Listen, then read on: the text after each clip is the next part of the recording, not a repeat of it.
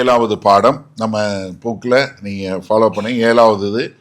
அதாவது இது வந்து ஸ்டாண்டிங் ஸ்ட்ராங் இன் ஸ்டார்ம்ஸ். புயல் அடிக்கும்போது நாம் எப்படி பலமாக வேரூன்றி நல்லபடியாக நிற்கக்கூடியது, எவ்வளவு பலமாக நம்ம நிற்க முடியும் என்று காணக்கூடியதாக. அதாவது நம்ம வந்து ஒரு தவறான புரிதல் நிறைய பேருக்கு வந்துடுது. என்னென்னா, நான் கிறிஸ்தவன் ஆயிட்டேன், அதனால் எனக்கு பிரச்சனையே வராது. ஏன்னா நம்ம ஒரு பாட்டும் வச்சுருக்கோம், ரத்தை கோட்டைக்குள்ளே நான் நுழைந்து விட்டேன், அதனால் எனக்கு ஒன்றுமே வராது. ஏன்னா நிறைய பேர் இதனால் ஒரு சிலர் என்ன கிறிஸ்தவனுக்கு சுகவீனமே வராதுன்னு சொல்லக்கூடிய ஒரு ஆளுங்களும் இருக்காங்க. நீ ஆஸ்பத்திரிக்கே போனாலே உனக்கு விசுவாசம் வீக்குன்னு சொல்லக்கூடிய ஒரு குரூப் இருக்குது. அவங்க என்ன வேணாலும் செத்து போவாங்க, சாக கூட செய்வாங்களே ஒழிய ஆஸ்பத்திரிக்கு போக மாட்டாங்க. அப்படி ஒரு முரட்டுத்தனமாக அந்த மாதிரி பண்ணக்கூடிய ஆட்களும் உண்டு. ஆனால் என்னென்னா, நம்ம வாழ்க்கையில் எல்லாருக்கும் எல்லா விதமான சோதனைகளும் வரதான் செய்யும். அது உங்களுக்கு சுகவீனம் இல்லாமல் போகிறது, வேலை இல்லாமல் போகிறது, இல்லை ஒரு ஸ்திரமற்ற தன்மை வருவது, இப்படி ஏதாவது ஒரு காரியம் வந்து நம்ம எதிர்பார்த்ததை விட மோசமான ஒரு சூழ்நிலையில் போகக்கூடிய ஒரு காரியம் எல்லாருக்கும் வரதான் செய்யும். ஆனால் ஒரு கிறிஸ்துவுக்குள் வேரூன்றப்பட்டவனுக்கும் வேரூன்றப்படாதவனுக்கும் உள்ள ஒரு வித்தியாசம் இதில் நம்ம பார்க்க முடியும். கிறிஸ்துவுக்குள்ள வேரூன்றப்பட்டவன் என்ன புயல் அடித்தாலும் சரி, என்ன சோதனை வந்தாலும் அவன் நல்லபடியாக நேர்த்தியாக நிற்கக்கூடிய ஒரு காரியம். முதலாவது நம்ம நாட்டப்பட்ட இடம் என்ன? எரேமியா 17வது அதிகாரம் 7வது 8வது வசனம். நமக்கு எல்லாருக்கும் பெரும்பாலும் தெரிஞ்ச வசனம். Jeremiah chapter 17, 7 and 8 வாசிங்களேன். கர்த்தர் மேல் நம்பிக்கை வைத்து. முதலாவது என்னன்னா, நம்மளுடைய நம்பிக்கை என்ன இருக்கணும்? கர்த்தர் மேல இருக்கக்கூடியதாக. நம்முடைய சூழ்நிலைகள் இல்லை, நம்மளுடைய சந்தர்ப்பங்கள் இல்லை, நம்ம இருக்கிற மக்கள் மேல இல்லை. உங்க கணவனை நம்பி இல்லை, உங்க மனைவியை நம்பி இல்லை, உங்க வேலையை நம்பி இல்லை, உங்க பாஸை நம்பி இல்லை, இல்லை நீங்க இருக்கிற நாட்டை நம்பி இல்லை, எதை நம்பியும் இல்லை. யாராக இருந்தாலும் என்னுடைய பிரதான நம்பிக்கை எதுனா, என்னை உருவாக்கி எனக்கு ஒரு நோக்கத்தை கொடுத்து என்னை அனுப்பின தேவன் பேரில் எனக்கு நம்பிக்கை. இன்னைக்கு கர்த்தர் உங்க கணவனை வச்சு இது போடலாம், உங்க மனைவியை வைத்து வேலை பார்க்க வைக்கலாம், இல்லை உங்க பிள்ளைகளை வைத்து இது பண்ணலாம். நாளைக்கு அவங்க இல்லைனாலும் உங்களை பாதுகாக்கிறது கர்த்தர். எத்தனையோ பேர் கைவிடப்பட்டவர்கள் அவ்வளோ பேர் இருக்கிறாங்க. தன்னை முழுமையாக அர்ப்பணித்து வாழ்ந்து கைவிடப்பட்டு போனவங்க அத்தனையோ பேர் இருக்காங்க. இல்லை நீங்க ஒருவேளை உங்க வேலையை நம்பிதான் எல்லாமே செஞ்சிருக்கலாம், ஒரு நேரம் டக்குன்னு வேலை போயிடும். இல்லை உங்களுடைய ஹெல்த்தை நம்பி ஏதாவது செஞ்சுருக்கலாம், ஒரு நாள் உங்கள் ஹெல்த் இல்லாமல் போயிடும். இல்லை நான் இந்த மாதிரி ஒரு என்விரான்மெண்ட்டில் நான் போய் இங்கே போய் இந்த மாதிரி பிஸ்னஸ் பண்ணேன், இதில் பண்ணேன்னா எனக்கு வந்துடும் நினைக்கலாம். ஆனால் அதுவே மோசமான ஒரு சூழ்நிலையில் போக முடியும். அதனால முதலாவது எங்க இருக்கணும்? கர்த்தர் மேல் நம்பிக்கை வைத்து கர்த்தரை தன் நம்பிக்கையாக கொண்டிருக்கிற மனுஷன் பாக்கியவான். அப்ப என்ன? கர்த்தர் மேல நம்பிக்கை வைத்து கர்த்தரையே நம்பிக்கையா கொண்டு வாழுகிற மனுஷன் பாக்கியவான். அவன் எப்படி இருப்பான்? தண்ணீர் அண்டையிலே நாட்டப்பட்டதும். அதாவது கர்த்தரோட இருக்கும்போது அவன் இருக்கக்கூடிய இடம் எங்க? கர்த்தரால் நாட்டப்பட்ட இடம். இப்போ உங்களை எங்க வைத்திருக்கிறார், கர்த்தர் கொண்டு வைத்திருக்கிறாரோ அது கர்த்தர் உங்களை நட்டு வைத்த இடம். அதனால நீங்க வந்து சந்தர்ப்ப சூழ்நிலையில பார்க்கவே தேவையில்லை. மாறாக என்ன செய்யணும்? கர்த்தரால் நடப்பட்டு, நீர்கால் ஓரம் நடப்பட்டு, கால்வாய் ஓரமாய் தன் வேர்களை விடுவதும். அதாவது வேர்களை விடுவது தேவனுடைய வார்த்தையில, தேவன் பேர்ல வார்த்தை விடக்கூடியதா. நம்முடைய நம்பிக்கை, நம்முடைய எல்லாமே எதுல இருக்கணும்? அந்த வேர் விடுவது என்ன? கர்த்தர் மேல, கர்த்தருடைய வார்த்தையின் மேல நம்பிக்கை விட்டு அப்படி வேர் விடும்போது உஷ்ணம் வருகிறதை, உஷ்ணம் வரதான் செய்யும். ஆனா என்ன, நீங்க உஷ்ணத்தை பார்க்க மாட்டீங்க, கர்த்தரை பார்ப்பீங்க. ஏன்னா உஷ்ணங்கிறது வரதான் செய்யும். அப்படி என்ன உஷ்ணம் வரும்போது என்ன? இலை பச்சையாய் இருக்கிறதும்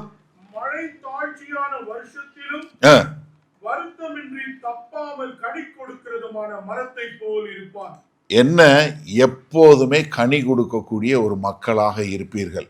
என்னன்னா உங்களுடைய கனி என்பது சீசனை வச்சு இல்லை.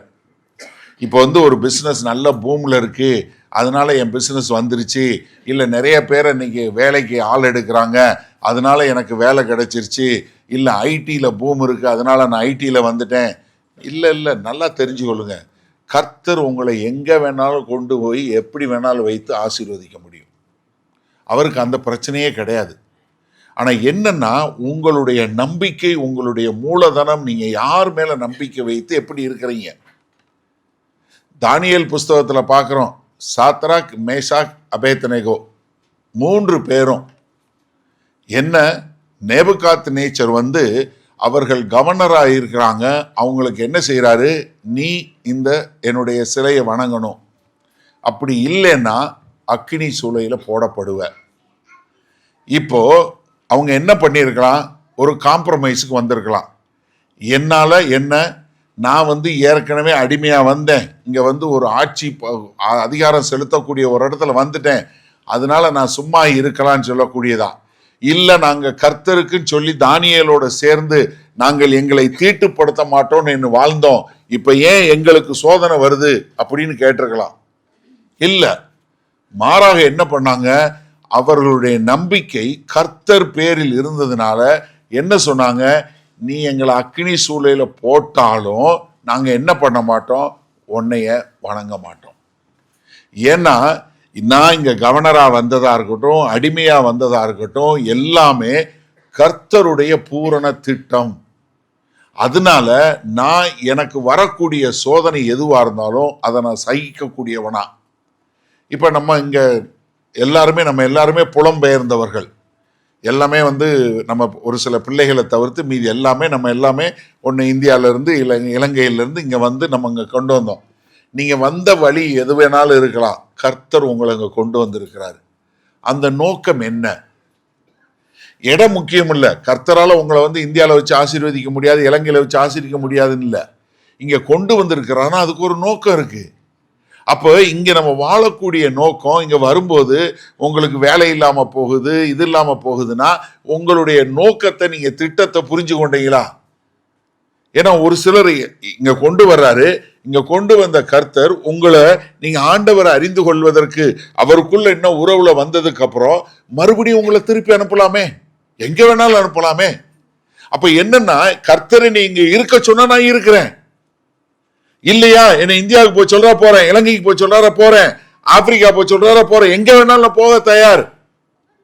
ஏன்னா எனக்கு இடம் முக்கியம் இல்லை, என்னுடைய ஆசீர்வாதம் இடம் சம்பந்தமாகவோ வேலை சம்பந்தமாகவோ தொழில் சம்பந்தமாகவோ இல்ல ஆட்கள் சம்பந்தமாக கிடையவே கிடையாது. என்னுடைய முழு காரியமும் கர்த்தரை நம்பி கர்த்தருக்கென்று வாழக்கூடியது. அதனாலதான் நாங்க அடிமைகளாக வந்தோம், அவ்வளவு தூரம் நடத்தி கொண்டு வரப்பட்டோம், இங்க இருக்கிறோம், இன்றைக்கு ஒரு பதவியில இருக்கிறோங்கிறக்காக நாங்க பதவியை தக்க வைத்துக் கொள்ள வேண்டும், நாங்க அந்த தேசத்துல இருக்கணும், நாங்க இன்னும் ஜீவனோட இருக்கணும்னு சொல்லி நாங்க என்ன பண்ண மாட்டோம், we will not compromise. நாங்க சாக்கு சொல்ல மாட்டோம், நாங்க கர்த்தரை தவிர்த்து வேற யாரையும் ஆராதிக்க மாட்டோம். ஏன்னா அவங்களுக்கு என்ன அவ்வளவு ஒரு டீப்பான ரூட்டு. நீங்க வந்து இந்த ஓக் ட்ரீ கொஞ்சம் புரிஞ்சு கொள்ளணும். ஏன்னா நம்ம எல்லாருக்கும் வந்து ஓக் ட்ரீல ஓக் ஃபர்னிச்சர் வாங்குறது ரொம்ப பிடிக்கும். இந்த ஆர்போசிஸ்ட் சொல்லக்கூடியவங்க வந்து என்னன்னா, அந்த மரத்தை குறித்து படிக்கக்கூடியவங்க. அவங்க வந்து எல்லா மரங்களையும் ஆராய்ச்சி பண்ணிட்டு அவங்க சொல்லக்கூடிய ஒரு முடிவு என்னன்னா, இந்த ஓக் மரம் மட்டும் ஹரிகேன் கேட்டகரி 5 வந்தாலுமே அந்த மரம் மட்டும் அசையாது. ஆனா நல்லா தெரிஞ்சு கொள்ளுங்க, அது இனிஷியலா முத போகும்போது வேணா ஒரு 15 அடி வரைக்கும் வேணா அதனுடைய முதல் வேர் வேணா போகலாம். ஆனா பெரும்பாலான மோர் தென் 90% மேற்பட்ட வேர்கள் வந்து 3 அடிக்கு மேல போகாது. எப்படி? கேட்டகரி 5க்கு உள்ள ஹரிகேனுக்கே அசையாத மரத்தினுடைய வேரினுடைய ஆழம் எவ்வளவுன்னா மேக்சிமமே 3 அடி தான், 90 சென்டிமீட்டர் இல்லை 100 சென்டிமீட்டர் தான். ஆனா என்னன்னா, அது எவ்வளவு தூரம் வேர் போகும்னா, மேல அதனுடைய இது இருக்கு இல்லையா, ஆர்ச்சி சொல்லுவோம் இல்லையா, அதை மாதிரி 3 மடங்கு தூரத்துக்கு வேறு போயிடும். ஒரு மரத்தினுடைய அளவு ஒரு 50 அடி இருக்கு, மேல ஆர்ச்சி 50 அடி இருக்குன்னா மொத்தமா ஒரு 250 அடிக்கு கீழே எல்லா வேரோட சேர்ந்து அப்படியே மொத்த மரம் மற்ற மரம் எல்லாத்தோட சேர்ந்து இதனுடைய வேர் இருக்கும். அதனால நீங்க என்ன ஹரிக்கேன் வந்தாலும் என்ன புயல் அடிச்சாலும் அது அப்படியே நிற்கும், ஒண்ணுமே ஆகவே ஆகாது. ஏன்னா அதனுடைய ஆழம் அந்த மாதிரி வரக்கூடிய ஒரு காரியம். அப்ப என்னன்னா, நம்மளுடைய வாழ்க்கையில ஒரு போராட்டம் வருது, நம்ம வாழ்க்கையில ஒரு நிந்தை வருது, நம்ம வாழ்க்கையில ஒரு சோதனை வருது அப்படின்னு சொல்லும் போது முதல்ல என்ன, எனக்கு பயம் வராது, நான் பயப்பட மாட்டேன். ஏன்னா என் கர்த்தர் என்னோட இருக்கிறார், என்னைய நாட்டு வைத்திருக்கிறார், என்ன ஒரு நோக்கத்தோட கொண்டு வந்திருக்கிறார், இந்த தேசத்துல இந்த இடத்துல என்னை வைத்திருக்கிறார்னா there is a purpose, so I will not fear. நான் பயப்பட மாட்டேன். என்ன புயல் வேணாலும் வரட்டும், என்ன காரியம் வேணாலும் வரட்டும், நான் பயப்பட மாட்டேன். ஏன்னா கர்த்தருடைய பாதுகாப்பு எனக்குள்ள இருக்கு என்று சொல்லக்கூடியதாக. இரண்டாவது என்ன, ஒரு வறட்சியான காலம், ஒரு வறட்சியான இது வரும்போது எனக்கு கவலை இல்லை. முதல்ல வர்றது பயம். பயம் வந்தோடனே என்ன கூட வரும், அண்ணன் தம்பிங்கிற கவலையை கூட்டு வந்துடும். பயம் வந்தவொடனே அடுத்து கவலை தானே வரும். ஐயோ எனக்கு அண்ணாயி போச்சு. அழகா டிராமா போட்டாங்க. எப்படி வேலை போயிருச்சுன்னு வரும்போது, 2 பேர் வரும்போது ஒருத்தருக்கு வேலை போச்சுன்னா உடனே அவருடைய நிலைமையும் அவர் வரக்கூடிய கவலையும் மற்றவங்க என்ன கர்த்தர் மேல வரக்கூடிய ஒரு நம்பிக்கையும்.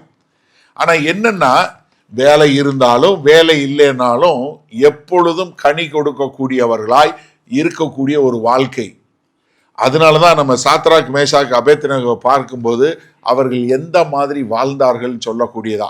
அப்ப எனக்கு அருமையானவர்களே, முதலாவது நம்ம தெளிவா தெரிந்து கொள்ள வேண்டியது, நம்முடைய வேர், நம்முடைய காரியங்கள் எங்க வைத்திருக்கிறாரோ, கர்த்தர் வைத்திருக்கிறார், அவர் நோக்கத்தை நான் அறிஞ்சு கொண்டேன்.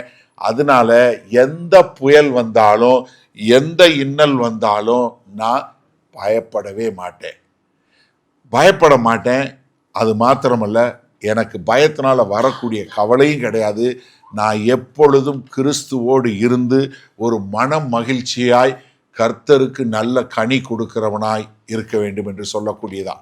அப்போ நம்ம முதலாவது புயல் அடிக்கும் போது, ட்ரபிள்ஸ் வரும்போது, இல்லை ஸ்டாம்ஸ் வரும்போது, ஏன்னா டிராமால 2 ஸ்டாம்ஸ் இங்கே எங்கேயும் ஓடிச்சா ஞாபகம் இருக்கா, அந்த மாதிரி ஸ்டாம்ஸ் வரும்போதும் நம்ம என்ன பண்ணுவோம், கலங்க மாட்டோம், கர்த்தர் மேல நம்பிக்கையா இருப்போம். ரெண்டாவது, அப்ப முதலாவது என்ன, புயல் வரும், ஆனா நம்ம நடப்பட்டதுனால கரெக்டா இருப்போம். ரெண்டாவது என்னன்னா, கர்த்தர் நம்மளோட கூட இருப்பார். இந்த புயல் போராட்டம், நிந்தை இப்படி வரக்கூடியதுல என்னன்னா, ஒரு பெரிய ஒரு காரியம் என்னன்னா, நம்முடைய தேவன் நம்மோடு இருக்கக்கூடிய தேவன். அவர் தூரமா இருந்து நீ பார்த்து சரியா பண்ணிட்டு எல்லாம் பண்ணிட்டு வாப்பா அப்படின்னு சொல்ற ஆள் கிடையாது. அவர் என்ன, நம்மளோட கூட இருக்கக்கூடிய தேவன். ஏசாயா 43வது அதிகாரத்துக்கு வாங்க, முதல் 3 வசனங்கள் பார்ப்போம். ஏசாயா 43வது அதிகாரத்துல, இப்போதும் யாக்கோபே உன்னை சிருஷ்டித்தவரும் சொல்லுகிறதாவது, முதல்ல என்னன்னா, இன்ஸ்ட்ரக்ஷன் வர்றதுக்கு முன்னாடி என்ன சொல்றாரு, உன்னை உருவாக்குனது நான். ஐடென்டிட்டி நம்ம பார்த்தோம் இல்லையா, உன்னுடைய அடையாளம் என்ன, நான் தேவனால் நேசிக்கப்பட்டவன், தேவனால அனுப்பப்பட்டவன், தேவன் என் மேல பாசமா இருக்கிறாரு, நான் அவருடைய பிள்ளை அப்படிங்கிற ஒரு அடையாளம் வரும்போது, இஸ்ரவேலே உன்னை படைத்தவரும் யாக்கோபே உன்னை படைத்தவரும் இஸ்ரவேலே உன்னை சிருஷ்டித்தவரும் சொல்றது என்ன சொல்றது, பயப்படாதே, நான் என்ன முதல்ல உன்னைய மீட்டு கொண்டேன், உன்னுடைய பாவங்கள், உன்னுடைய மீறுதல், உன்னுடைய அக்கிரமங்கள்ல இருந்து என்ன பண்ணிட்டேன், நான் உன்னைய மீட்டு கொண்டேன். என்ன, நான் உன்னைய பெயர் சொல்லி அழைத்தேன், நீ என்னுடையவன். யோசிச்சு பாருங்களேன், உங்களை கர்த்தர் பெயர் சொல்லி அழைக்கக்கூடிய தேவன், பெயர் சொல்லி அழைக்கக்கூடிய தேவன். சவுல பாருங்க, தமஸ்கு ரோட்ல போயிட்டு இருக்கிறாரு, கர்த்தராகிய இயேசு கிறிஸ்தவரை சந்திச்சு சவுலே சவுலேன்னு தான் கூப்பிடுறாரு. எப்படி? தன்னை நிந்திக்கிற மனுஷனுடைய பெயரை சொல்லிதான் சவுலே சவுலேன்னு கூப்பிடுறார். எல்லாரையும் பெயர் சொல்லி அழைக்கக்கூடிய தேவன். மரியாள் மகதலேனால பார்த்து மரியாளே, பெயர் சொல்லி அழைக்கக்கூடிய தேவன். என்ன, நான் உன்னைய பெயர் சொல்லி அழைக்கிறேன், நீ என்னுடையவன், நீ என்னுடையவள். ஆண்டவர் சொல்றார், நீ எனக்கு சொந்தம். இதனுடைய இம்ப்ளிகேஷன் உங்களுக்கு தெரியணும். எப்படி? இப்போ உங்க பிள்ளை பசியில இருந்து பட்டினியில இருந்து இல்ல ஒரு கஷ்டப்படுற சூழ்நிலை வந்தா சும்மா இருப்பீங்களா? ரொம்ப கடினமான கேள்வி. என்ன, ரொம்ப ஆழமா சிந்திக்கிறீங்க. பின்ன என்ன, நம்ம ஒரு செகண்டோட யோசிக்க மாட்டோம். எவ்வளவு வேகமா எவ்வளவு தாராளமா உடனே செய்வோம். இப்ப ஆண்டவர் சொல்றாரு, நீங்க பாடுனீங்கள, இந்த வானம் பூமி பரலோகம் எல்லாமே அவருக்கு சொந்தம். இவ்வளவு சொந்தம் வைத்திருக்கிற ஒரு தேவன், அவருடைய பிள்ளை நீங்க அவர் பார்த்து சொல்றாரு, நீ என்னுடையவன்னா உங்களை விட்டு கைவிட்டுருவாரா? விட மாட்டாரு. ஏன்னா அவர் சொல்றாரு, உன்னை மீட்டு கொண்டது மாத்திரம் இல்ல, நான் உன்னை பெயர் சொல்லி அடைச்சேன், நீ என்னுடையவன். அடுத்து சொல்ற பாருங்க, இங்க நீங்க நல்லா கவனிங்களேன். இங்க சொல்லும் போது when you walk through waters தான் இருக்கும். நீ தண்ணீர்களை கடக்கும் போதுன்னு தான் இருக்கும். ஒருவேளை தண்ணீரை கடந்தால் இருக்காது. ஹலோ, அப்ப என்னன்னா, நம்ம எல்லாருமே நம்முடைய வாழ்க்கையில ஒரு சீசன் தண்ணீருக்குள்ள போவோம். அது எப்பங்கிறதான் வித்தியாசம். ஒருவேளை தண்ணியில இப்பதான் போய்கிட்டு இருப்பவங்களா இருக்கும், இல்ல போறதுக்கு ஆயத்தமான ஆளா இருக்கும், இல்ல பயங்கரமான தண்ணி சூழல்ல போயிட்டு இருக்கீங்களா இருக்கும், இல்லைன்னா இப்பதான் ஒரு தண்ணியை விட்டு வெளியே வந்தது மாதிரி இருக்கும், அடுத்த தண்ணி ரெடி ஆகிட்டு இருக்கும். இது எப்பனே நிற்கும்? பரலோகம் போனாதான் நிற்கும். அது வரைக்கும் இருக்கதான் செய்யும். ஆனா என்னன்னா, அவர் சொல்றாரு, என்ன சொல்றாரு, நீ தண்ணீர்களை கடக்கும் போது நான் உன்னுடனே கூட இருப்பேன். ஆண்டவர் சொல்லக்கூடிய ஒரு பெரிய ஒரு வாக்கு தத்துவம். ஏன்னா நான் கூட இருக்கிறேங்கிறாரு, நான் உன் கூட இருப்பேன். ஏன்னா கர்த்தருடைய பிரசன்னம் நம்மளோட இருக்கும். நம்ம போகிற பாதையில அவருடைய பிரசன்னம் இருக்கும். அது மாத்திரமல்ல, அடுத்து பாருங்களேன், நீ ஆறுகளை கடக்கும் போது அவைகள் உன்மேல் புரளுவதில்லை, நீ அக்கினியில நடக்கும்போது வேகாதிருப்பாய். என்ன, அக்னி ஜுவாலையும் உன் பேர்ல பற்றாது. ஏன்னா நான் உன்னை அழைத்து உன்னை அபிஷேகித்து உன்னை பேர் சொல்லி அழைத்த தேவன். அதனால உனக்கு ஒண்ணுமே ஆகாது. ஏன்னா நான் உன் கூட இருப்பேன்.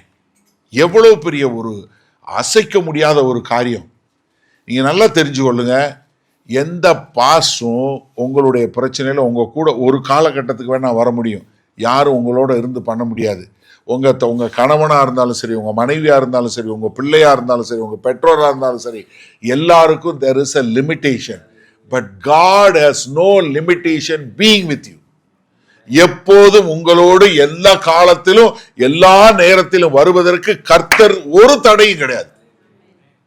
அவர் சொல்றாரு, நீ ஆறுல போனாலும் சரி, நீ தண்ணீர்ல போனாலும் சரி, நீ அக்கினியில போனாலும் சரி, நான் உன் கூட இருப்பேன். ஆனா என்ன தெரியுமா, நமக்கு இப்படிப்பட்ட ஒரு அனுபவம் தான் நம்மளை யார் என்று உருவாக்கக்கூடிய ஒரு காரியம். நீங்க அக்கினிக்குள்ளேயும் நீ ஆறுகளுக்குள்ளேயும் போகாத போது நீங்க யாரு, உங்க கூட இருக்கிற தேவன் யார் என்பது மற்றவர்களுக்கு தெரியவே தெரியாது. மறுபடியும் சாத்ராக் மேஷாக் அபேத்நேகோவுக்கு வருவோம். சாத்ராக் மேஷாக் அபேத்நேகோ என்ன சொன்னாங்க? ஓ, நீ அக்கினியில போட்டாலும் போடு, உன்னை என்ன வணங்க மாட்டோம். ஆனா இன்னொரு ஸ்டேட்மெண்ட் என்ன சொன்னாங்க? எங்களை இந்த அக்கினி ஜுவாலையிலிருந்து தப்பிக்க வைக்க தேவனை நாங்க ஆராதிக்கிறோம். ஒருவேளை அவர் தப்புவிக்காமல் போனாலும் நாங்க என்ன பண்ண மாட்டோம்? உன்னை ஆராதிக்க மாட்டோம். இப்ப அவங்களை தூக்கி அக்கினி ஜுவாலையில போட்டுறாங்க. போட போகும்போதே ஏன்னா ராஜாவுக்கு பயங்கர கடுப்பாயிருது. 7 மடங்கு அக்கினி கூடுங்கடான்றாரு. 7 மடங்கு. இவனுங்களை தள்ளி விட வர்றவன் செத்து போறான். இவங்களை தள்ளி விட்டாச்சு. இப்ப ராஜா பார்க்கிறாரு, 4ஆவதா ஒரு ஆள் வெளிப்படுறார். அவர் சொல்றாரு, இது யாரு? மனுஷகுமாரன் சாயலுக்கு ஒப்பானவர். யாரு? கர்த்தராகிய இயேசு கிறிஸ்துவனுடைய மெசையானிக் டைட்டில் என்று சொல்லக்கூடிய இரட்சகருக்கு என்று சொல்லப்பட்ட அந்த அடையாளத்தின் மூலமாய் கர்த்தராகிய இயேசு கிறிஸ்து அங்க வெளிப்படக்கூடிய காரியம் யாருக்கு? ஒருத்தரும் ஒன்னும் தெரியாத ஒரு அந்நிய தெய்வத்தை வணங்கக்கூடிய ஒரு மனுஷனுக்கு தேவன் யார் என்று வெளிப்படுவது எப்ப வருது? 3 பேர் அக்கினிக்குள்ள தூக்கி போடப்போதுதான் வருது. இப்ப நீங்க ஒரு போராட்டம், ஒரு நிந்தை, ஒரு சோதனை, ஒரு இதுக்குள்ள போகும்போதுதான் உங்க கூட இருக்கிற கர்த்தர் யார் என்பது மற்றவர்களுக்கு விளங்கும், இல்லைன்னா விளங்கவே விளங்காது. நம்ம என்ன நினைக்கிறோம்? எந்த பிரச்சனையும் வந்துடக்கூடாது. ஆண்டவரே, வேலையில் ஒரு பிரச்சனை வந்துடக்கூடாது, பணம் கட்டுறதுல ஒரு பிரச்சனை வந்துடக்கூடாது, என் பிள்ளை அப்படியே சாதா போகணும், ஒரு பிரச்சனை வந்துடக்கூடாது, எதுவுமே வந்துடக்கூடாது. எப்படியே ஒரு ஸ்ட்ரைட் லைஃப் தான் இருக்கணும் எங்களுக்கு. எந்த சோதனை வந்துடக்கூடாது. வந்துச்சுன்னா என்ன ஆண்டவரே நீங்க சோதனை வந்துருச்சு, எப்படி என்ன ஆண்டவரே நீங்க எங்களை கைவிட்டீங்களா? உன் கூட இருக்கிறதுனால தான் கூட்டு போறாரு. அக்னி ஜுவாலைக்குள்ளேயும் தண்ணீருக்குள்ளேயும் நீ போனாதான் கர்த்தர் உன் கூட இருக்கிறது அடுத்தவனுக்கு தெரியும். இல்லைன்னா எப்படி தெரியும்? நேபுகாத் நேச்சர் கடைசியில் என்ன சொல்லி எழுதுறாரு? இதை இவர்கள் ஆராதிக்கிற தேவன் தான் உண்மையான தேவன், இந்த தேவனை தான் எல்லாரும் ஆராதிக்கணும்னு ஒரு டிகிரி எழுதுறதுக்கு காரணம் என்ன? அந்த 3 பேரும் அக்கினிக்குள்ள போனதுதான். அப்ப எனக்கு அருமையானவர்களே, நமக்கு நாம் எங்க நாட்டப்பட்டிருக்கோங்கிறது ஒண்ணு.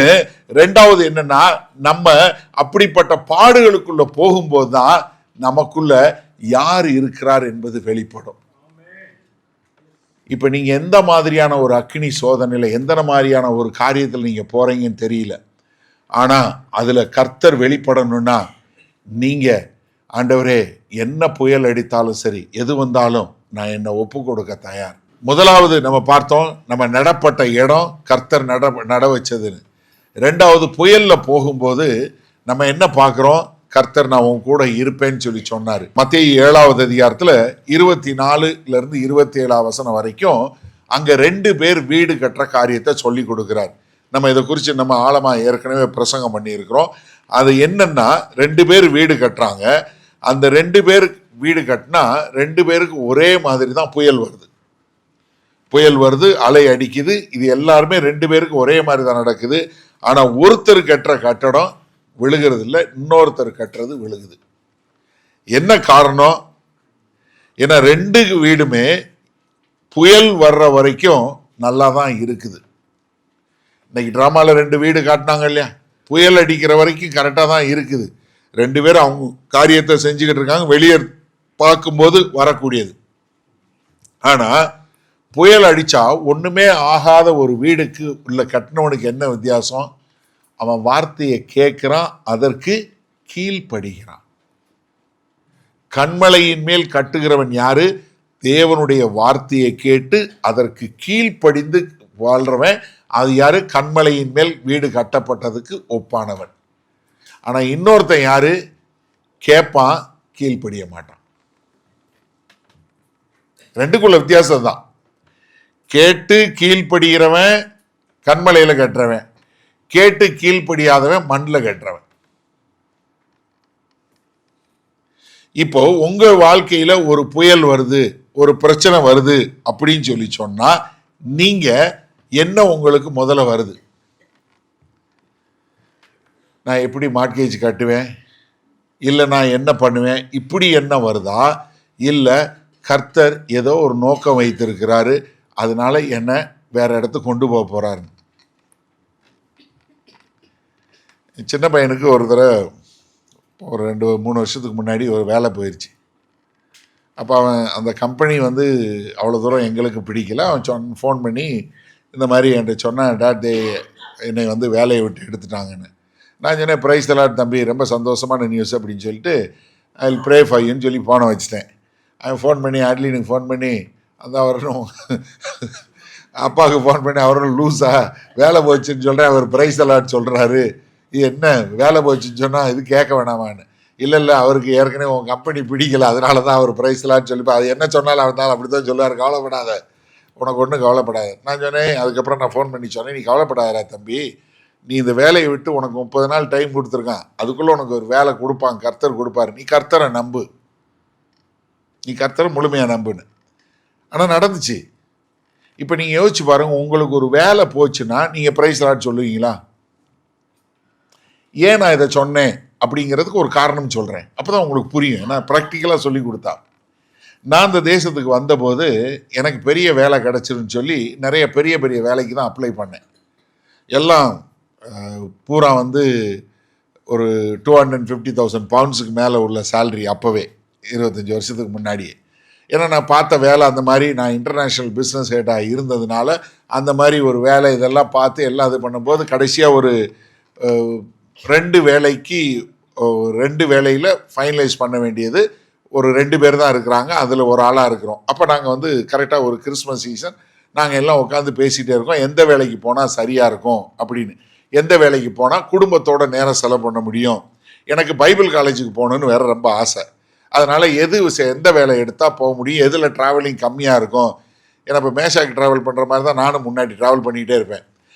திங்கக்கிழமை காலையில் கிளம்புனா உலகத்தில் ஒரு பகுதி போயிட்டு வெள்ளிக்கிழமை சாயந்தரம் திரும்ப வந்துடுவேன். அந்த ஒரு பழக்கம் மட்டும் என்னை அனுபவிச்சாங்க எங்கள் கம்பெனியில். எங்கே போனாலும் வீக்கெண்டு வீட்டுக்கு வந்துடுவேன், அடித்து பிடிச்சி வந்து சேர்ந்துருவேன். வெள்ளிக்கிழமை ராத்திரி வந்து சேர்ந்துருவேன், இல்லை சனிக்கிழமை வந்து சேர்ந்துருவேன். இப்போது அப்படி இருந்து இங்கே வந்ததுக்கப்புறம் கடைசியில் பார்த்தீங்கன்னா ஜனவரி வந்துச்சு, எந்த வேலையுமே கிடைக்கல. எதுலேயுமே நான் வந்து ஷார்ட் லிஸ்ட்டு கிடையாது. இனி நான் மறுபடியும் ஃப்ரெஷ்ஷாக அப்ளை பண்ணி எல்லாம் வரணும். மினிமம் வந்து ஒரு 3 மாதமாவது ஆகும், அது கம்மியாக உங்களால் வேலை எடுக்க முடியாது. இப்போ கையில் வச்சுருந்த காசெல்லாம் செலவழிஞ்சு போச்சு. ஏன்னா நாங்கள் இந்தோனேஷியாவிலேருந்து வந்ததுனால அங்கே பூரா ஆயிரக்கணக்கில் தான் செலவு பண்ணணும். ஒரு சாப்பாடு வாங்கினீங்கன்னா 20,000 இல்லை 1,00,000 காசு செலவு பண்ணி தான் வாங்கணும். இங்கே வந்து நாங்கள் பார்த்தோமா 5 பவுண்டு, என்னடா 5 பவுண்டுக்கு எவ்வளோ சாப்பாடு கொடுக்குறான்னு சொல்லி நாங்கள் பாட்டுக்கு எப்பயும் போல் தாராளமாக இருந்து பழகிட்டோம். கடைசியில் பார்த்தா ஒரு பிப்ரவரி மாதம் பார்த்தீங்கன்னா திரும்பி போகிறதுக்கு டிக்கெட்டும் கிடையாது. ஏன்னா 1 வே டிக்கெட்டில் தான் வந்தேன். நான் சொல்லிட்டேன், கர்த்தர் கூப்பிட்டார் அவ்வளோதான், 1 வே டிக்கெட் தான், ரிட்டன் டிக்கெட்லாம் கிடையாது. இப்போ வாடகை கட்டுறதுக்கு கூட காசு கிடையாது, ஒன்றுமே கிடையாது. என்கிட்ட வெறும் 16 ரூபா தான் இருந்துச்சு மிச்சம். வெறும் 16 பவுண்ட்ஸாக இருந்துச்சு. நான் 10 பவுண்டு எடுத்துகிட்டு வந்து ஆட்லின்ட்ட கொடுத்து ஒரு மட்டன் பிரியாணியும் சிக்கன் 65 ஃப்ரை பண்ண சொன்னேன். ஆட்லினுக்கு ஒரே சந்தோஷம், வேலை கிடச்சிருச்சு தலைவனுக்கு போடுறா அப்படின்னு ஒரு பாட்டை போட்டுட்டு ஒரே இது பண்ணிவிட்டு ஒரு பிரியாணியை போட்டு சிக்கன்லாம் ஃப்ரை பண்ணி எல்லாம் வச்சு உட்காந்தாச்சு. நான் சொன்னேன், நாங்கள் 4 பேர் தான் உட்காந்து. நான் சொன்னேன், டாடி கையில் வந்து இப்போ வெறும் 6 பவுண்ட்ஸ் தான் இருக்குது, நம்மளால் இந்தியாவுக்கு திரும்பி போக முடியாது, ஏன்னா டிக்கெட் இல்லை, நமக்கு யாரையும் தெரியாது, வீட்டு வாடகை கட்டணும், அதுக்கும் காசு கிடையாது. நம்மகிட்ட எவ்வளோ காசு இருக்குதோ இல்லையோ கர்த்தர் தான் நம்மளுடைய சோர்ஸ், வேலை கிடையாது. அதனால நம்ம எல்லாம் சந்தோஷமாக கர்த்தருக்கு ஸ்தோத்திரம் பண்ணிட்டு சாப்பிடுவோன்னு சொல்லி ஜெபம் பண்ணி சாப்பிட்டோம். உண்மையாக செஞ்சேன் நான். அதாவது ஒன்று நீங்கள் வந்து நினைக்கலாம் லூசுன்னு, எவனாவது ஒரு பொறுப்பு இல்லாமல், ஏன்னா எங்கள் மாமனார் அப்படி தான் சொல்லுவார்,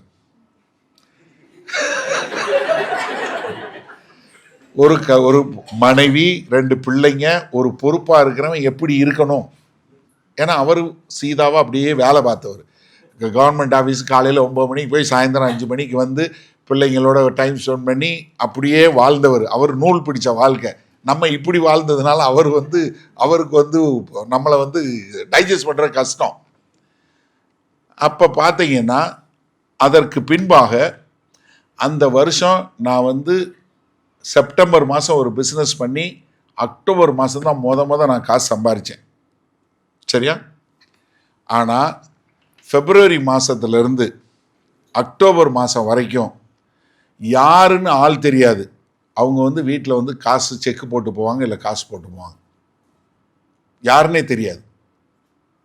யாரோ ஒருத்தவங்க வருவாங்க, காலையில் 6 மணிக்கு பார்த்தீங்கன்னா தடன்னு சத்தம் கேட்கும், வந்து எடுத்து பார்த்தீங்கன்னா அங்கே அதுக்குள்ளே ஒரு செக் இருக்கும். நான் ஒரு தடவை ஒரு சிஸ்டரை போய் தேடி பிடிச்சி அவங்க காரில் ஏறும்போது ஓடி போய் கேட்டேன், ஏம்மா நீ யார், எதுக்கு இந்த செக்கை போட்ட அப்படின்னு கேட்டேன். என்னன்னு தெரியல, நானும் ஒரு 3 நாளாக பார்க்குறேன், என்னால் தூங்கவே முடியல, கர்த்தர் இதை செய்யின்னு சொல்லி சொன்னார், இந்த அமௌண்ட்டை போட்டு இதை எழுதி கொண்டு போய் இந்த டோர் நம்பரில் போடுன்னு சொன்னார், அதனால் நான் கொண்டு வந்து போட்டேன், எனக்கு என்னன்னு தெரியல, நான் இன்னைக்காவது போய் தூங்குறேன்னு சொல்லிட்டு போச்சு அந்த அம்மா.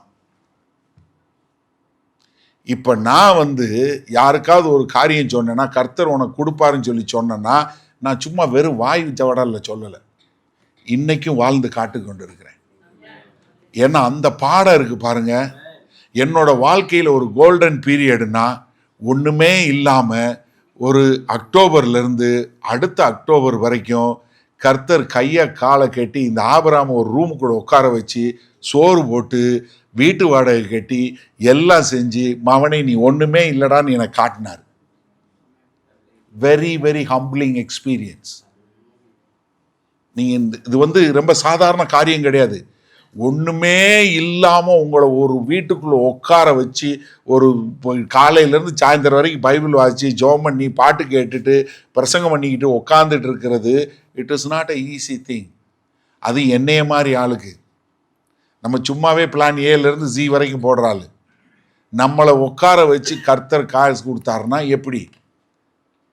அதனால தான் நான் அன்னையிலேருந்து இன்னைக்கு வரைக்கும் யாருக்கிட்ட என்னுடைய தேவையை சொல்கிறது கிடையாது, யாருக்கிட்டே எதுக்கும் கை வேந்துறதே கிடையாது. ஏன்னா கர்த்தர்கிட்ட கையேந்தி கர்த்தர்கிட்ட வாங்கி பழகிட்டேன். அதனால நான் எதை பற்றியும் கவலைப்படுறதே கிடையாது. நீ இதை நம்ம தெளிவாக தெரிஞ்சு கொள்ளணும்.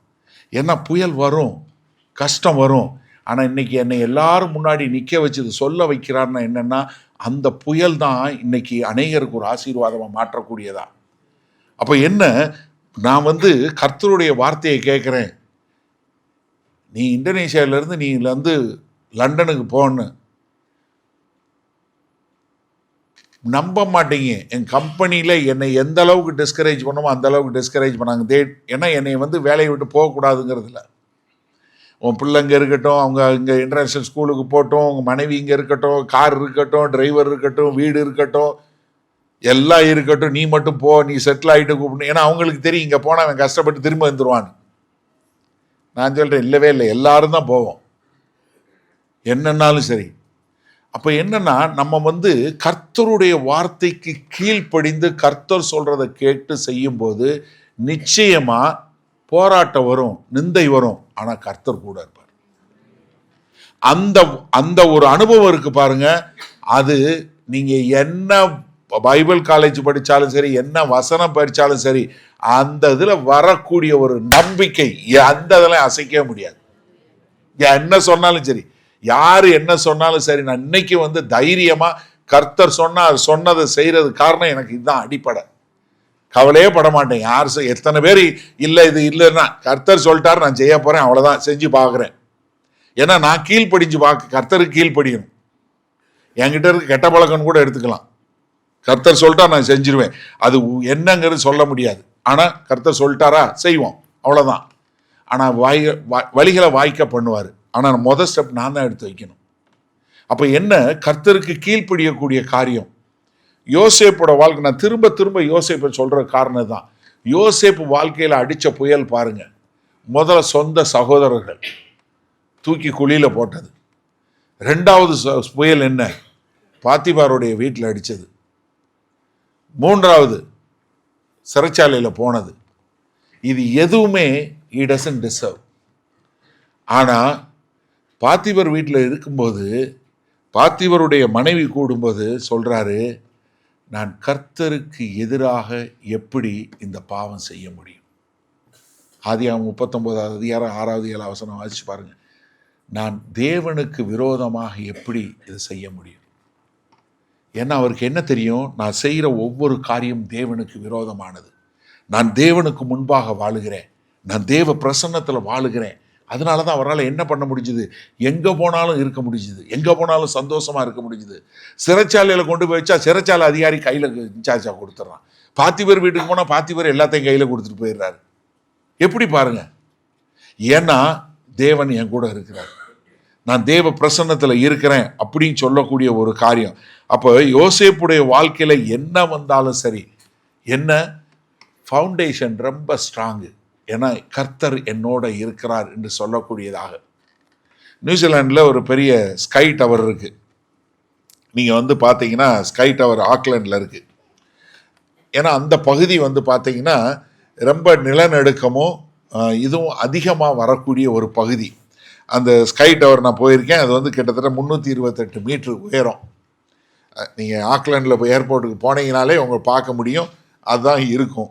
எல்லாரும் அவங்க போனதும் கேட்பாங்க, அண்ணே ஸ்கை டவர், நான் பக்கத்தில் இப்படி போயிட்டு சுற்றிட்டு வந்துட்டேன், அவ்வளோதான், நம்ம மேலெல்லாம் போகிறேன் இதெல்லாம் கிடையாது. ஏன்னா நம்ம புரிச்சு கழிவாகவே ஏறிட்டோம், இது என்ன அப்படின்னு போயிடுறது. இது 328 மீட்டர் தான். ஆனால் அதனுடைய ஃபவுண்டேஷனை குறித்து படிக்கும்போது நீங்கள் பார்த்தீங்கன்னா அவங்க என்ன பண்ணாங்கன்னா கிட்டத்தட்ட 2000 டன்னு ரீஇன்ஃபோர்ஸ்டு ஸ்டீலு. அது மாத்திரமல்ல, அவங்க 15,000 கியூபிக் மீட்டர்ஸ் ஆஃப் காங்கிரீட் ஊற்றி 15 மீட்ரு கீழே, எவ்வளோ தூரம் ஃபவுண்டேஷன், 15 மீட்டர்ஸ், அவ்வளவு காங்கிரீட் போட்டு நிறுத்தியிருக்காங்க. அதனால தான் இன்றைக்கும் ஒரு நிலநடுக்கம் வந்துச்சுன்னா அப்படி லேசாக ஸ்வே ஆகி நின்றோம்.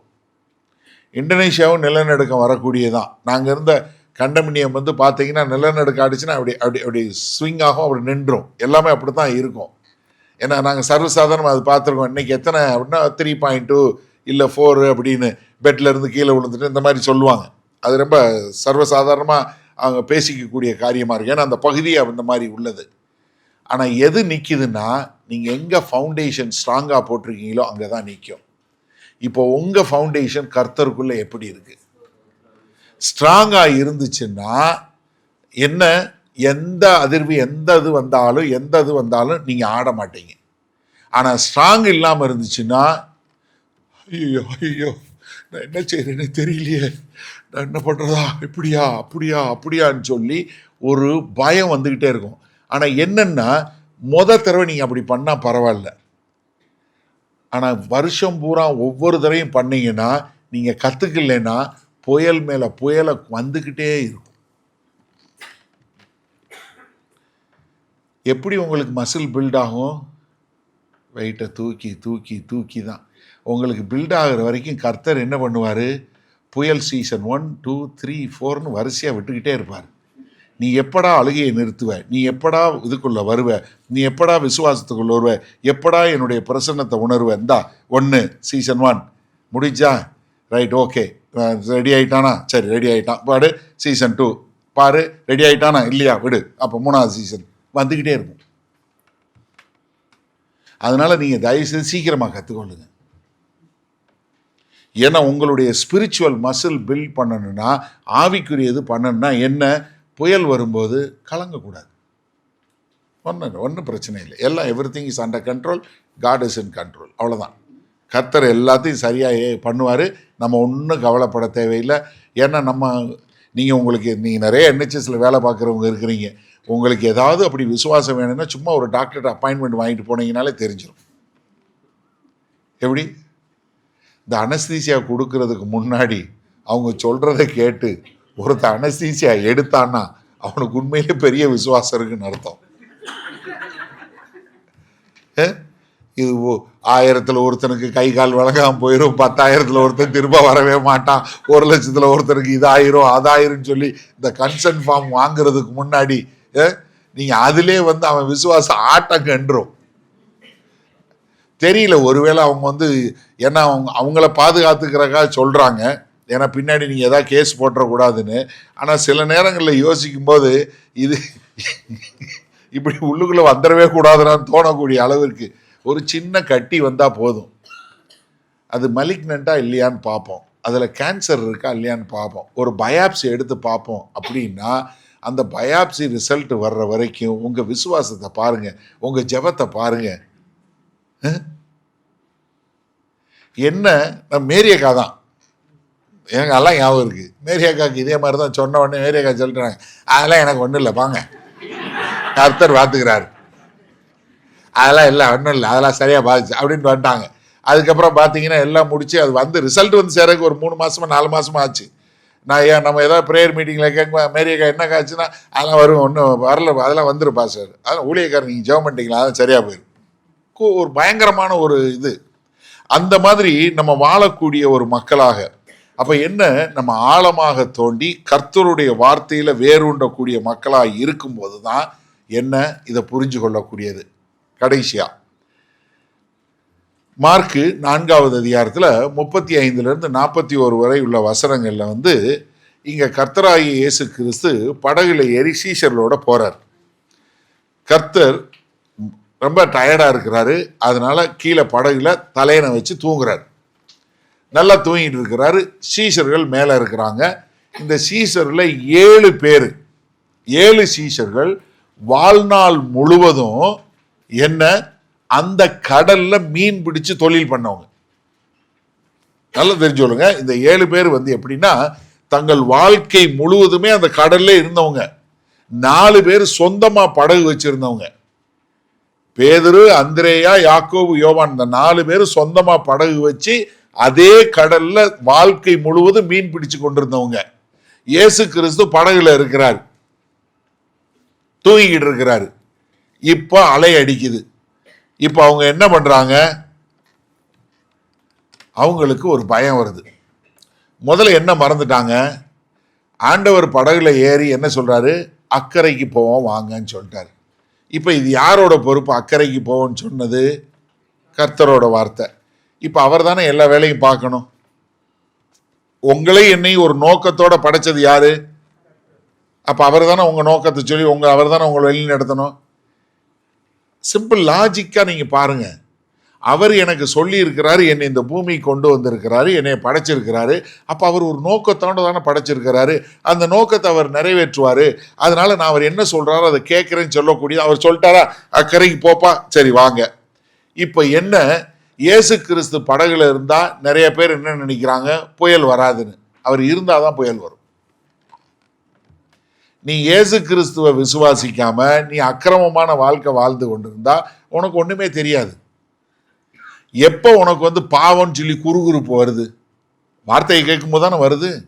வார்த்தையை கேட்காத வரைக்கும் நீ பாவத்தில் இருந்தேன்னா ஒண்ணுமே தெரியுறது இல்லையே. நீ வாடி ஜாலியாக தானே இருக்க.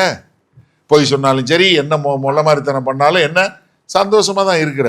ஆனா வார்த்தை வந்த உடனே என்ன பண்ணுது? உனக்குள்ள குறுகுறுக்க ஆரம்பிக்குது, புயல் வர ஆரம்பிக்குது. இப்ப அவங்களுக்கு புயல் வர ஆரம்பிக்குது. புயல் வரும்போது கர்த்தர் என்ன பண்றாரு? அவர் வாழுகிற இதுல என்ன இல்லை? புயல் இல்லை. நீங்க என்ன பாருங்க, ஒரே இடத்துல தான் இருக்கிறாங்க. ஆனா அவர் உள்ளுக்குள்ள அவர்கிட்ட சமாதானம் இருக்கு. அதனால என்ன, அவரை புயல் ஒண்ணுமே பண்ணல. அவர் என்ன அதுல புயலை பார்த்தோ இதை பார்த்தோ கவலைப்படாம அவர் வாட்டுக்கு நல்லா தூங்கிட்டு இருக்கிறார். இப்ப சீஷர்கள் எழுப்பி என்ன சொல்லி இருக்கணும்? ஆண்டவரே நீங்க அக்கறைக்கு போ சொன்னீங்க, புயல் அடிக்குதுன்னு கேட்டிருந்தா பரவாயில்ல. போதகரே டோன்ட் யூ கேர்ன்னு கேட்குறாங்க. என்ன உங்களுக்கு அக்கறை இல்லையா? நாங்க அக்கறை இல்லையா? மறிக்க போறோம் அப்படிங்கிற மாதிரி. இப்ப என்ன காட்டுது? புயல் அவங்களுடைய இருதயத்தினுடைய தன்மையை காட்டுது. கர்த்தர் என்ன பண்றாரு? எந்திரிச்சு முதல்ல இவங்களை அதட்டல. ஹலோ, இயேசு கிறிஸ்து எந்திரிச்சு ஏன்டா இப்படி பண்றீங்கன்னு அவங்கள கேட்கல. எந்திரிச்சு பீஸ் பி ஸ்டில். என் பைபிளில் 748வது பக்கத்தில் இந்த பக்கம் பீஸ் இருக்கு, இந்த பக்கம் பி ஸ்டில் இருக்கும். ரொம்ப பிடிச்ச வசனம். ஆண்டவர் சொல்றாரு பீஸ் பி ஸ்டில், சமாதானமாயிரு, அமைதியாயிரு. அவ்வளோதான். கடல் எல்லாமே, காற்று எல்லாமே அமைதியாயிரு. இப்போ நீங்கள் யோசிங்க, நம்மளா இருந்தால் எந்திரிச்சு என்ன செஞ்சுருப்போம்? அவனுங்களை தான் திட்டியிருப்போம். யாரு? சீசர்களை திட்டியிருப்போம். ஆண்டவர் என்ன பண்ணுறாரு? காற்றையும் கடலையும் அதட்டுறாரு. கடலை அதட்டுறதை நம்ம பார்க்க முடியும், ஏன்னா அலையில் பார்க்குறோம், கடலை பார்க்குறோம். காற்றை எப்படி பார்க்க முடியும்? காற்றை பார்க்க முடியாது. காற்றினால் வரக்கூடிய காரியத்தை பார்க்க முடியும். The effect of wind we can see. அப்போ என்னன்னா, நம்ம காணக்கூடியதற்கும் நம்ம காணக்கூடியாத எல்லாத்தையும் கண்ட்ரோல் பண்ணக்கூடியவர் கர்த்தர். What you can see, what you cannot see, both are controlled by God. அவர் அது சொன்ன உடனே அது அப்படியே நிற்கக்கூடிய ஒரு காரியம். அடுத்து என்ன கேட்கிறாரு? நீ ஏன் பயப்படுற? Why are you afraid? இன்னைக்கு உங்களை பார்த்து கர்த்தர் கேட்கிற கேள்வி இதுதான். நீ ஏன் உன் வாழ்க்கையில வரக்கூடிய புயலை பார்த்து ஏன் பயப்படுற? பயம் வந்துச்சுன்னா உங்களுக்கு சரியான சிந்தை இராது. உங்களால் நேரடியாக சிந்திக்க முடியாது. இப்படி ஆயிருமோ, அப்படி ஆயிருமோ, அதாயிருமோ, இதாயிருமோ. அப்போ என்ன ஆகுன்னா கவலை வரும். அப்புறம் யோசிச்சு யோசிச்சு யோசிச்சு யோசிச்சு யோசிச்சு கடைசியில் என்ன வாழ்க்கை போ அப்படிங்கிற லெவலுக்கு வந்துடும். ஏன்னா ஒரு எந்த ஒரு கவலையா இருந்தாலும் சார் நீங்க எடுத்து பாருங்களேன். ஒரு வேலை நம்ம போகும்போது இதாயிருமோ அதாயிருமோன்னு ஏதாவது யோசிக்க ஆரம்பிச்சா என்ன ஆகும்? பிறகு கடைசியில் உங்களுக்கே என்ன பிரதர் நானும் ஜெபம் பண்ண தான் செய்கிறேன், ஏதாவது பண்ணுங்க அப்படின்னு சொல்லக்கூடிய ஒரு காரியம். இப்போ எனக்கு அருமையானவர்களே, நம்முடைய படகுல கர்த்தர் இருக்காரா? நம்ம வாழ்க்கை படகுல கர்த்தர் இருக்கார் தானே. அப்போ நம்ம ஏன் அவருடைய சத்தத்தை அவருடைய பிரசன்னத்தை உணராதவங்களா இருக்கிறோம்? இன்னைக்கு அருமையாக லின்சி ஆராதனை நடத்தும்போது வேணும்னே இந்த பாட்டை திரும்ப திரும்ப 3 வார்த்தை மூணு முறை பாட வச்சா. என்ன? இன்னும் உண்மை அறியணுமே. கர்த்தர் படகுல தான் இருக்காரு, ஆனால் அவர் யாருன்னு இன்னும் தெரியாமல் இருக்கிறோம். நிறைய பேருக்கு இன்னும் தெரியல அவர் யார். அவர் காற்றையும் கடலையும் அதட்டக்கூடிய தேவன், இயற்கைக்கு அப்பாற்பட்டவைகளின் மேலும் அவர் வல்லமை உள்ள தேவன். அவர் என் படகுல, என் வாழ்க்கை படகுல இருக்கிறாரு. நான் காணக்கூடியது காண முடியாத எல்லாவற்றையும் அவர் ஆளுகை செய்யக்கூடியவராய் இருக்கிறார்னு. ஜான் வெஸ்லியோட வாழ்க்கையில் நடந்த ஒரு சம்பவம். அவர் என்ன பண்ணுறாரு, ஒரு முறை போகும்போது 1735 போகும்போது, கப்பலில் போகும்போது பயங்கரமான புயல், பயங்கரமான தண்ணி எல்லாம் உள்ள எல்லாம் அப்படியே சாக போகிறோன்னு நினைக்கக்கூடிய ஒரு நிலைமையில் இருக்கும்போது அங்கே அவர் பார்க்குறாரு, இந்த மொரோவியன் மிஷினரிமார்கள் அவங்க குடும்பத்தோடு அவங்க இருக்கிறாங்க. ஆனால் அவங்க இந்த புயலை பற்றி எதை பற்றிய கவலைப்படாமல் அவங்க பாட்டு பாடிக்கிட்டே அவங்க பாட்டுக்கு சந்தோஷமாக இருக்கிறாங்க. இவரும் கிறிஸ்தவன் தான், இவரும் ஊழியந்தான் பார்க்குறாரு. ஆனால் அவங்கள பார்த்த உடனே இவருக்கு பயங்கர ஆச்சரியமாயிருது. புயல் முடிந்த உடனே அவரே எழுதுறது, இது அவரோட வாழ்க்கையில் இருக்கு. புயல் முடிந்த உடனே அவங்க கிட்ட கேட்குறாரு, ஏன் நீங்கள் பயப்படலையா? இல்லை, நாங்கள் கர்த்தருக்கு நன்றி சொல்லணும், நாங்கள் பயப்படல. ஏன் பிள்ளைங்க இவங்க எல்லாரும் எதுவுமே ஒருத்தருமே பயப்படலையா அப்படின்னு சொன்ன உடனே, இல்லை ஏன் நாங்களும் சரி எங்கள் பிள்ளைகளும் என்ன சாகிறதுக்கே நாங்கள் பயப்படல, பிறகுக்கு இந்த புயலுக்கு பயப்பட போகிறோம். இதுதான் அவர் வாழ்க்கையை மாற்றின ஒரு தருணம். அதுக்கப்புறம் தான் அவர் மெத்தடிஸ்ட் மூவ்மெண்ட்டே ஆரம்பித்தார். இப்போ மெத்தடிஸ்ட் சர்ச் இங்கேயும் ஒரு கான்ஃபரன்ஸ் நடந்துட்டு இருக்கு இல்லையா, இதை ஆரம்பித்தவர் வெஸ்லி. இதுக்கு நடந்தது காரணம்னா அவர் படகுல போன ஒரு புயல். அப்போ எனக்கு அருமையானவர்களே, நம்ம எப்படிப்பட்டவர்களாய் இருக்கிறோம்? எரேமியா சொல்கிறாரு, எப்பா நீங்கள் நீர்க்கால் வாய்க்கால்கள் ஓரமாக வேர் விட்டவங்களாய் இருங்க அப்படின்னு சொல்கிறாரு. ஏசாயாட்ட ஆண்டவர் சொல்கிறாரு, நான் உன் கூடவே இருக்கேன் அப்படின்னு சொல்கிறாரு. கர்த்தராகிய இயேசு கிறிஸ்து சொல்கிறாரு, என்னுடைய வார்த்தைக்கு கீழ்ப்படிந்து கண்மலையின் மேலே என்னுடைய வார்த்தையில் உன் வீடை கட்டு அப்படின்னு சொல்கிறாரு. மார்க்கில் பார்க்குறோம், கர்த்தர் புயலை அடக்கக்கூடிய கர்த்தர் நமக்குள்ளே இருக்கிறார் என்று சொல்லக்கூடியதா. எனக்கு அருமையானவர்களே, நன்றாக புரிஞ்சு கொள்ளுங்க, இன்றைக்கு நம்ம எப்படிப்பட்ட ஒரு புயலில் இருக்கிறோம். நீங்கள் உங்கள் தனிப்பட்ட வாழ்க்கையில் அடிக்கக்கூடிய புயல் என்னவா இருக்கு?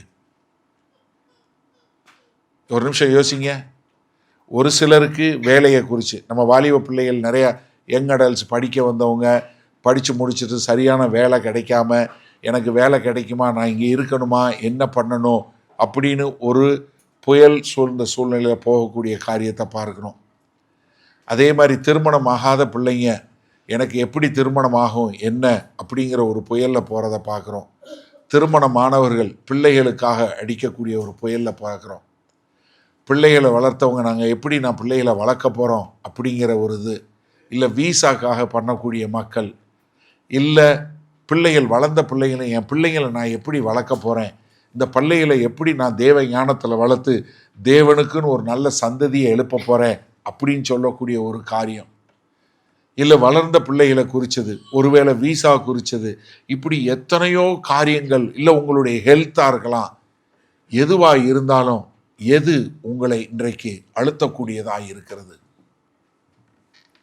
ஒரு நிமிஷம் சிந்திச்சு பார்ப்போமா? எனக்கு அருமையானவர்களே, நமக்கு புயல் வரதான் செய்யும். புயல் வராதுன்னு கர்த்தர் சொல்லவே இல்லை. ஆனால் புயலை எப்படி மேற்கொள்ள முடியுங்கிறத கர்த்தர் நமக்கு அழகாக சொல்லி கொடுத்துருக்கிறார்.